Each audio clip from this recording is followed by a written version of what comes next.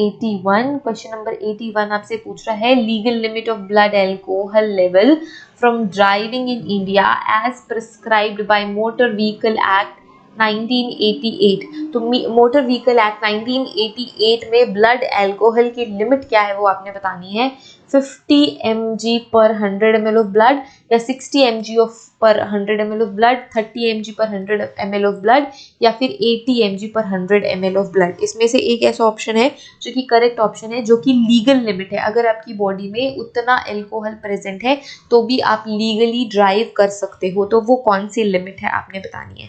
तो इसका correct answer है आंसर नंबर 3, 30 mg पर 100 ml ऑफ ब्लड। आपके पर 100 ml ऑफ ब्लड में अगर 30 mg अल्कोहल प्रेजेंट है तो लीगली आप ड्राइव कर सकते हो इंडिया में। अगर 30 mg पर 100 ml ऑफ ब्लड से ज़्यादा है, अगर 35 भी हो जाता है तो आपने वो लीगल लिमिट क्रॉस कर दी है, आप ड्राइव नहीं कर सकते। ठीक है, तो लीगल लिमिट क्या है? लीगल लिमिट है 30 mg पर 100 ml of blood. Next question पे चलेंगे, क्वेश्चन नंबर 82। क्वेश्चन नंबर 82 आपसे क्या पूछ रहा है? Fuse bomb used for destruction of enemy property generally contains igniting device as. तो ये जो फ्यूज बॉम्ब है, फ्यूज बॉम्ब क्या यूज करता है? फ्यूज बॉम्ब यूज करते हैं डिस्ट्रक्ट करने के लिए एनिमी की प्रॉपर्टी को। एनिमी की प्रॉपर्टी को, हमारे दुश्मन की प्रॉपर्टी को हम डिस्ट्रॉय करने के लिए फ्यूज बॉम्ब यूज करते हैं। अब इस फ्यूज बॉम्ब में इनिशिएटिंग डिवाइस क्या लगी हुई होती है? कौन सी ऐसी डिवाइस लगी हुई होती है जो कि एक्सप्लोजन या फिर एक्सप्लोजन को शुरू करती है? कौन सी इनिशिएटिंग डिवाइस होती है? तो ये डिटोनरेटर होता है, डिटोनरेटिंग कॉर्ड होती है, सेफ्टी फ्यूज होती है, या फिर बूस्टर होती है। ये आपने बताना है कि कौन सा ऐसा इनिशिएटिंग डिवाइस उसमें लगा हुआ होता है, कौन सा ऐसा इनिशिएटिंग डिवाइस फ्यूज बॉम्ब में होता है जो कि कोई भी पर्सन यूज करता है अपने दुश्मन की प्रॉपर्टी को डिस्ट्रॉय करने के लिए। तो कौन सा ऐसा इनिशिएटिंग डिवाइस जिससे कि सारा का सारा प्रोसेस इनिशिएट होगा और एक्सप्लोजन होगा फ्यूज बॉम्ब की वजह से। तो कौन सा ऐसा इनिशिएटिंग डिवाइस होता है? डिटोनेटर होता है, डिटोनेटर कॉर्ड होता है, बूस्टर होता है, या फिर सेफ्टी फ्यूज होती है। तो इसका करेक्ट ऑप्शन है option number 3, safety fuse. Safety fuse use किया जाता है फ्यूज बॉम्ब में। सेफ्टी फ्यूज क्या होता है? जो हम दिवाली के टाइम पे जो बॉम्ब्स लगाते हैं ना, उसमें भी जो एक रस्सी सी होती है, दैट इज सेफ्टी फ्यूज। वो सेफ्टी फ्यूज कहलाती है, या फिर वो इनिशिएटिंग डिवाइस है। तो वैसे ही फ्यूज बॉम्ब में एक सेफ्टी फ्यूज यूज किया जाता है जिससे कि एक्सप्लोजन का प्रोसेस इनिशिएट करा जा सके, इसलिए ही हम उसे इनिशिएटिंग डिवाइस भी कहते हैं। फ्यूज बॉम्ब में क्या क्या यूज करते हैं?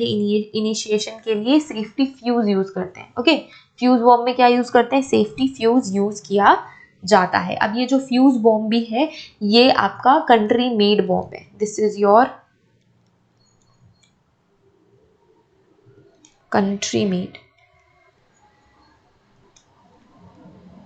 This is your country made bomb. ये आपका कंट्री मेड बॉम्ब है और उसमें सेफ्टी फ्यूज हम यूज करते हैं as a initiating device.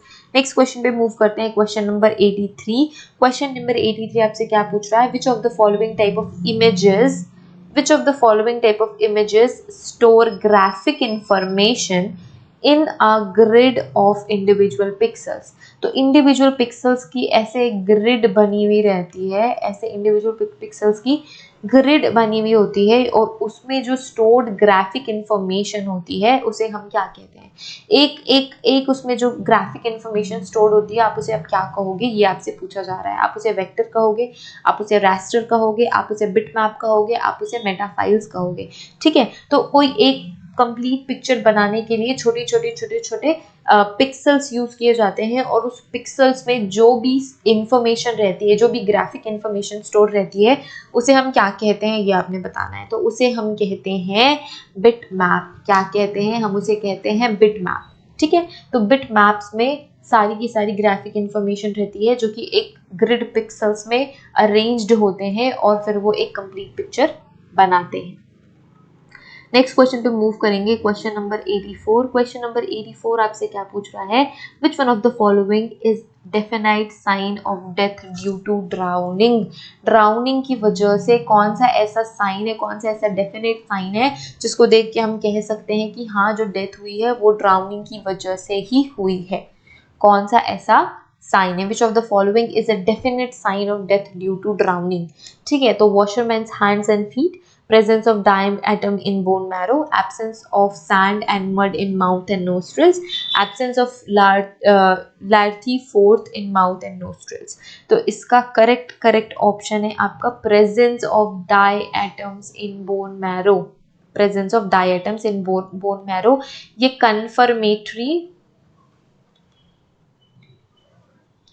Confirmatory sign है आपका। अगर डायटम्स प्रेजेंट है इसका मतलब ड्राउनिंग से ही डेथ हुई है, अगर डायटम्स प्रेजेंट नहीं है इसका मतलब यह है कि ड्राउनिंग की वजह से डेथ नहीं हुई है। वॉशरमैन हैंड्स एंड फीट भी देखने को मिल सकता है, लेकिन वो कोई कन्फर्मेटरी आपका साइन ऑफ ड्राउनिंग नहीं है। Confirmatory sign of drowning diatoms का प्रेजेंस या एब्सेंस ही है। तो डायटम्स आप बोन मैरो में देखोगे, बोन मैरो में भी प्रेजेंट होते हैं, ब्रेन में भी प्रेजेंट होते हैं, और बहुत सारे ऐसे सेंसिटिव प्लेसेस है जहाँ पे आपको डायटम्स देखने को मिलेंगे अगर वो पर्सन ड्राउनिंग से मर रहा है तो, अगर वो ड्राउनिंग से मरा हुआ है तो। अगर वो ड्राउनिंग की वजह से नहीं मरा तो डायटम्स प्रेजेंट नहीं होंगे। यही ही एक इसका कन्फर्मेटरी साइन है। ठीक है, नेक्स्ट क्वेश्चन पे मूव करते हैं। Question number 85। क्वेश्चन नंबर 85 आपसे पूछ रहा है, in histological section of death enamel shows incremental lines, enamel shows incremental lines which are known as. तो जब आप हिस्टोलॉजिकल सेक्शन टीथ का करोगे और इनामल में देखोगे तो इनामल आपको इंक्रीमेंटल लाइंस दिखाएगा। ठीक है, इनामल में क्या कुछ इंक्रीमेंटल लाइंस दिखती हैं, जैसे कि आप क्या कहते हो, gingival fiber striations, striae of rhesus, lines of owen, lines of owen, hunter treasure bands। तो इसका करेक्ट आंसर क्या है? इसका करेक्ट आंसर है striae of rhesus। ठीक है, ये क्या होते हैं? यही होते हैं वो इंक्रीमेंटल लाइंस जो कि आप इनामल, टीथ के इनामल में आप ऑब्जर्व करते हो। ठीक है, टीथ के इनामल में क्रॉस सेक्शन में आप जब देखोगे इंक्रीमेंटल लाइंस, आप उन्हें स्ट्राई ऑफ रेजेस कहते हो।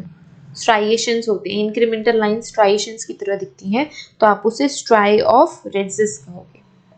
नेक्स्ट क्वेश्चन पे चलते हैं, क्वेश्चन नंबर 86।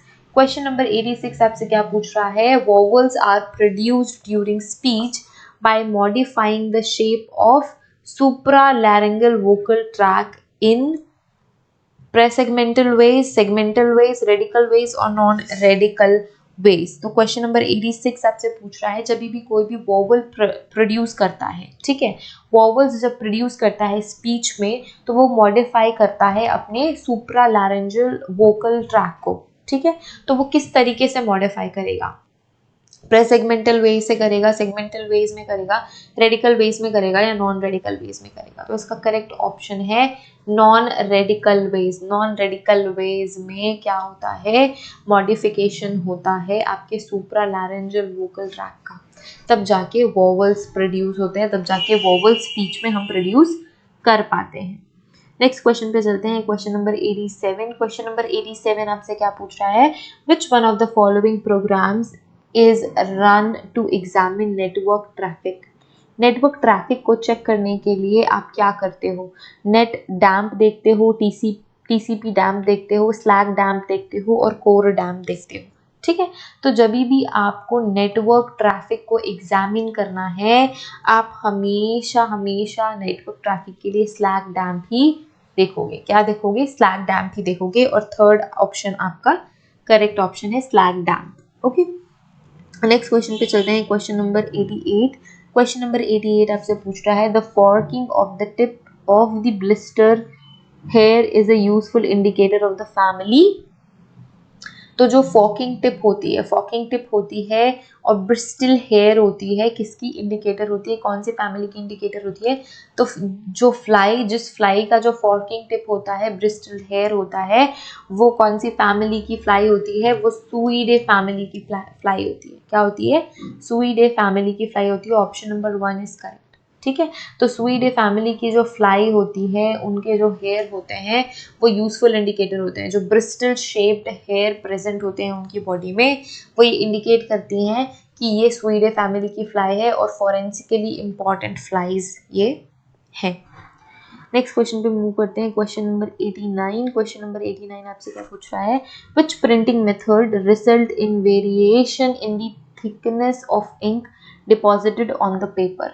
तो पेपर में जो इंक डिपॉजिशन हो रहा है उसमें वेरिएशन आ रहा है, वो कौन से प्रिंटिंग मेथड में ऐसा होता है, ठीक है, कौन से प्रिंटिंग मेथड में ऐसा होता है। लेटर प्रेस प्रिंटिंग में होता है, लिथोग्राफी में होता है, स्क्रीन प्रिंटिंग में होता है, या गैरो प्रिंटिंग में होता है, गैरो रे प्रिंटिंग में होता है। तो इसका करेक्ट ऑप्शन है गैरो रे प्रिंटिंग, गैरो रे प्रिंटिंग। ओके, सो ये जो प्रिंटिंग प्रोसेस होती है इसमें जो इंक का डिपॉजिशन होता है उसके थिकनेस में वेरिएशन आ जाती है, उसकी थिकनेस वेरी करती है डिफरेंट डिफरेंट प्लेसेस में, different different. Okay, next question पे मूव करते हैं। Question number 90, question number 90, forensic palynology is the study of which of the following. बहुत सीधा सीधा क्वेश्चन है। फोरेंसिक पैलियोलॉजी पोलन ग्रेन्स और स्पोर्स का एग्जामिनेशन होता है, pollens and spores. Forensic palynology में आप पढ़ते हो पोलन ग्रेन्स के forensic purpose, forensic importance, and spores के फोरेंसिक इंपॉर्टेंस के बारे में। तो फोरेंसिक पैलियोलॉजी है पोलन ग्रेन्स की study. Okay, pollen grains and spores की स्टडी। नेक्स्ट क्वेश्चन पे मूव करते हैं। क्वेश्चन नंबर 91, क्वेश्चन नंबर 91 आपसे क्या पूछ रहा है। Buckling is a characteristic feature of, ये जो बकलिंग फीचर होता है, buckling is a characteristic feature of scalp hair, limb hair, eyebrows hair और प्यूबिक हेयर। तो ये कौन से ऐसे हेयर का कैरेक्टरिस्टिक फीचर है बकलिंग। तो जो बकलिंग कैरेक्टरिस्टिक फीचर है वो है प्यूबिक हेयर का कैरेक्टरिस्टिक। क्या है? प्यूबिक हेयर का कैरेक्टरिस्टिक है buckling of hair. Okay, next question पे चलते हैं। क्वेश्चन नंबर 92, क्वेश्चन नंबर 92 आपसे पूछ रहा है कि debris material collected from the arson crime scene, arson वाले क्राइम सीन से आप कैसे मटेरियल्स कलेक्ट करोगे। ठीक है, सील्ड पेपर बैग्स में, प्लास्टिक के पेपर बैग, प्लास्टिक बैग्स में, क्लोथ बैग में, या metal box with tight lid. तो इतना सीधा स्ट्रेट क्वेश्चन है। कभी भी आर्सन के क्राइम सीन से आपने अगर मटेरियल कलेक्ट करना है, एविडेंस कलेक्ट करना है, तो आप हमेशा हमेशा मेटल बॉक्सेस का इस्तेमाल करोगे जो कि टाइटली लिड से पैक्ड हो। क्यों ऐसा? ताकि आप हेड स्पेस टेक्निक से TLC के थ्रू एग्जामिनेशन कर सको। इसीलिए आप हमेशा मेटल बॉक्सेस में एविडेंसेस कलेक्ट करोगे। जो भी जले आधे जले एविडेंसेस हैं वो सारे के सारे आप मेटल बॉक्स में कलेक्ट करोगे। कोई प्लास्टिक के बैग नहीं, क्लोथ बैग नहीं, पेपर बैग नहीं, कुछ भी नहीं। आप मेटल बॉक्सेस, जो पेंट कैंस टाइटली लिड से जो पैक कर सकते हैं, वैसे आप मेटल बॉक्सेस यूज करेंगे। नेक्स्ट क्वेश्चन पे मूव करते हैं। क्वेश्चन नंबर 93, क्वेश्चन नंबर 93 आपसे पूछ रहा है an indentation mark is caused by a tool when it is pressed upon a surface. तो इंडेंटेशन मार्क बन रहा है जब आपने एक टूल को क्या किया, प्रेस किया एक सरफेस के ऊपर पे, तब कौन सा मार्क बन रहा है? इंडेंटेशन का मार्क बन रहा है। और वो कैसे बन रहा है? With continuous impact of low angle in motion, with non-continuous impact in motion, with sliding motion or without sliding motion। तो इंडेंटेशन का मार्क कब बनता है? जब आप कोई स्लाइडिंग मोशन नहीं कर रहे हो। स्लाइडिंग मोशन में विदाउट स्लाइडिंग मोशन में आपके क्या बनते हैं? स्ट्राइएशंस। स्लाइडिंग मोशन आ गया तो स्ट्राइएशंस बनते हैं, और इंडेंटेशन में कोई स्ट्राइएशन मार्क नहीं होता, इसमें गड्ढा होता है। तो इंडेंटेशन मार्क्स कैसे बनते हैं? जब आप पूरे प्रेशर के साथ उस टूल को प्रेस करोगे आपके दूसरे सरफेस पे विदाउट स्लाइडिंग मोशन, तब जाके इंडेंटेशन मार्क्स आपके बनेंगे। नेक्स्ट क्वेश्चन पे चलते हैं। क्वेश्चन नंबर 94, क्वेश्चन नंबर 94 आपसे पूछ रहा है the term stutter band is usually used for DNA fragments that are. तो शटर बैंड हम कौन से DNA फ्रेगमेंट के लिए यूज करते हैं? जब वो 1 रिपीट यूनिट शॉर्टर होते हैं then the expected band. Expected band से 1 रिपीट यूनिट शॉर्टर होते हैं, या फिर 2 रिपीट यूनिट शॉर्टर होते हैं एक्सपेक्टेड बैंड से, 5 रिपीट यूनिट लॉन्गर होते हैं एक्सपेक्टेड बैंड से, या 3 रिपीट यूनिट लॉन्गर होते हैं एक्सपेक्टेड बैंड से। लॉन्गर होते हैं या शॉर्टर होते हैं तब जाके आप उसको क्या कहते हो? शटर बैंड कहते हो। तो DNA फ्रेगमेंट का वो कौन सा ऐसा कैरेक्टरिस्टिक हो गया जिसकी वजह से आप उसे शटर बैंड कहते हो या शटर बैंड बुलाते हो? तो इसका करेक्ट ऑप्शन है 1 repeat shorter than the expected band. अगर आपका डीएनए फ्रेगमेंट का जो बैंड है वो एक रिपीट छोटा आ जाता है, जितना आपने एक्सपेक्ट किया था उससे एक रिपीट यूनिट छोटा आता है, तो आप उसे शटर बैंड कहते हो। क्या कहते हो? आप उसे शटर बैंड कहते हो।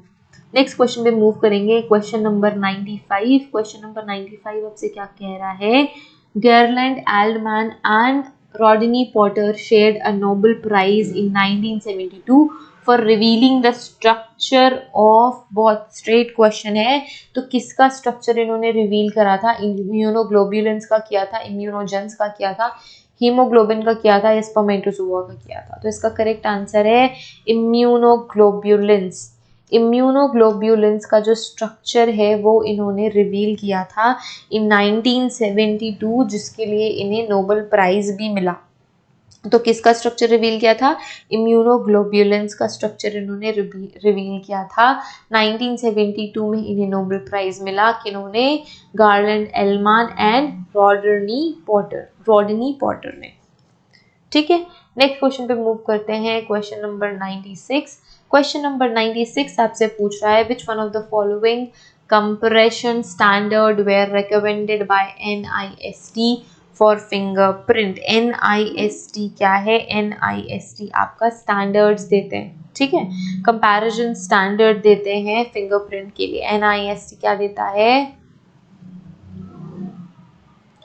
Comparison standard. ये आपका कंपैरिजन स्टैंडर्ड आपको देता है, ठीक है। वेलवेट स्केलर क्वांटिटाइजेशन का भी इसमें यूज होता है, तो इसका करेक्ट ऑप्शन है वेलवेट स्कैनर क्वांटिटेशन, ठीक है। कौन सा कंप्रेशन स्टैंडर्ड हम यूज करते हैं? वेलवेट स्कैनर क्वांटिटेशन हम इसमें यूज करते हैं, ठीक है। और इसमें एक स्केल होता है ग्रे स्केल। क्या होता है? Grey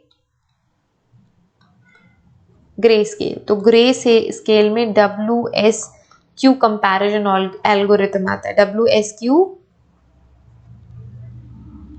comparison algorithm,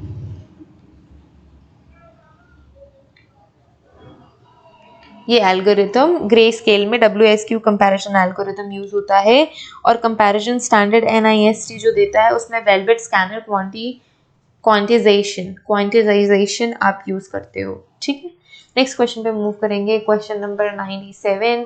question number 97 आपसे क्या पूछ रहा है? ग्रीनिश ब्राउन स्ट्रेनिंग, कौन से कलर की स्टेनिंग हो रही है? ग्रीनिश ब्राउन स्टेनिंग हो रही है of superficial veins was observed on the side of abdomen and thighs of dead body. This condition is known as. तो ग्रीनिश ब्राउन कलरेशन हो गया है सुपरफिशियल वेन्स में, जो कि एब्डोमेन में ऑब्जर्व करी जा रही है और थाइज में ऑब्जर्व करी जा रही है।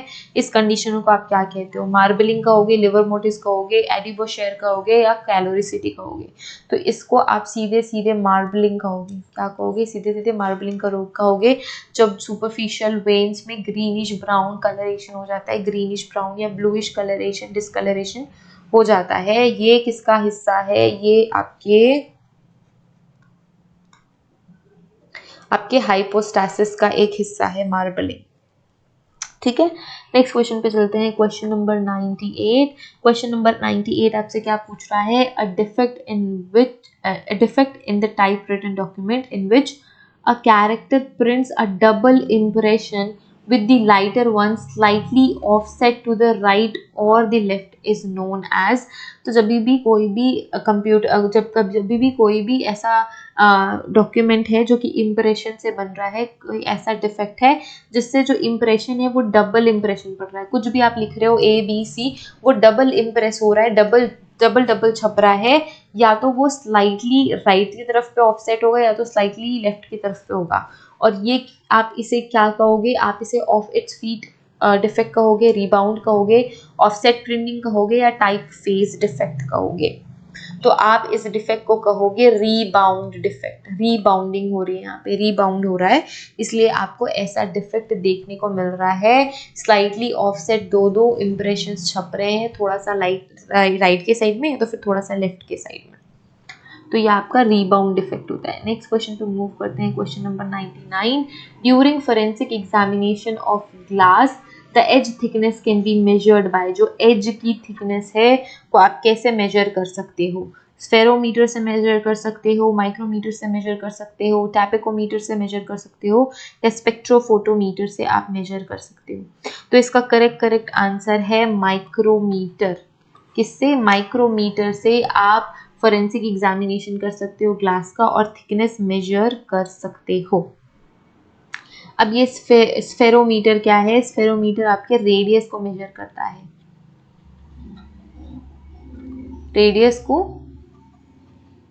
रेडियस को मेजर करता है। अगर कोई कर्वेचर है या फिर कोई ऐसा स्पेस है, कोई कर्व्ड सरफेस है, तो अब आप स्फेरोमीटर यूज करते हो। नेक्स्ट क्वेश्चन पे मूव करते हैं, क्वेश्चन नंबर 100। क्वेश्चन नंबर 100 आपसे क्या पूछ रहा है? Darker the crossing line appears, darker the crossing line appears to be uppermost whether it is और not, the phenomena is known as. तो ये फिनोमिना क्या कहलाएगा? जो डार्कर क्रॉसिंग लाइंस अपीयर होती हैं, जो डार्कर क्रॉसिंग लाइन अपीयर हो रही है ऊपर की साइड पे अपर मोस्ट, अगर ये हो रही है या नहीं हो रही है, तो ये फिनोमिना क्या है? स्पेक्युलर रिफ्लेक्शन है, फ्लोरेसेंस है, ऑप्टिकल इल्यूजन है, या इंफ्रारेड ल्यूमिनेसेंस है। तो फ्लोरेसेंस और इंफ्रारेड ल्यूमिनेसेंस तो बिल्कुल भी नहीं है। स्पेक्युलर रिफ्लेक्शन और ऑप्टिकल इल्यूजन हो सकता है, बट स्पेक्युलर रिफ्लेक्शन भी नहीं है। ये सिर्फ और सिर्फ एक ऑप्टिकल इल्यूजन है। क्या है? ऑप्टिकल इल्यूजन है, जिसमें आपको डार्कर क्रॉस लाइंस देखने को मिलती हैं। ठीक है, तो हमने 100th क्वेश्चन तक ये डिस्कस कर लिया है। नेक्स्ट अब ये लेक्चर यहीं पे ब्रेक करते हैं। नेक्स्ट लेक्चर में क्वेश्चन नंबर 101 से शुरू करेंगे एंड बाकी के क्वेश्चंस हम डिस्कस करेंगे। तो अगर अभी तक के क्वेश्चन में कोई भी डाउट हो या कुछ और समझना हो तो please do let me know, हम वो डिस्कस कर लेंगे in the next class. Okay, so have a great day ahead. See you in the next class. Till then, bye.